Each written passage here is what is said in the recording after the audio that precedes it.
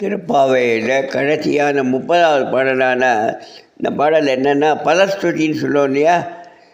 இதனால் என்ன பலன்கள் அப்படிங்கிறதுனால இந்த பாவை ஆண்டாள் அருளிய அந்த திருப்பாவை 30ஐயும் தப்பாமல் நம்ம பாராயணம் பண்ணால் அதுக்கே நமக்கு நல்ல சேமமும் நல்ல அனுகிரகமும் கிடைக்கும்.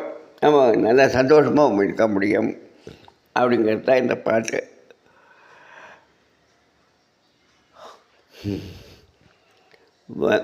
வங்க கடல் கடைந்த மாதவனே கேதவனே, வங்க கடல் கடைந்த மாதவனே கேதவனே, திங்கள் தேரவுகத் செழியார் சென்றிரஞ்சே, திங்கள் திருமுகத்து செழியார் சென்றிரஞ்சே, அங்க பறை கொண்ட ஆற்றல் அணி போதுவை, அங்க பறை கொண்ட ஆற்ற பரும் அணி போதோமை, பைங்கமனத்தன் திரையால் பட்டபீரான் கோதை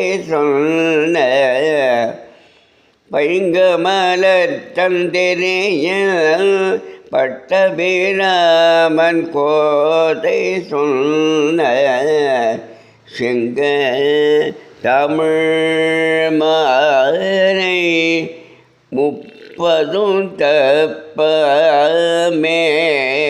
இங்கி பரிகரை பார் ஈரண்டும் மால்மேதோள், செங்கல் திருமுகத்து செல்வ திருமானால், எங்கும் திருவருள் வெற்றின் குருவாய் என்பவாய், எங்கும் திருவருள் பெற்றின் குருவாய் என்பவாய்.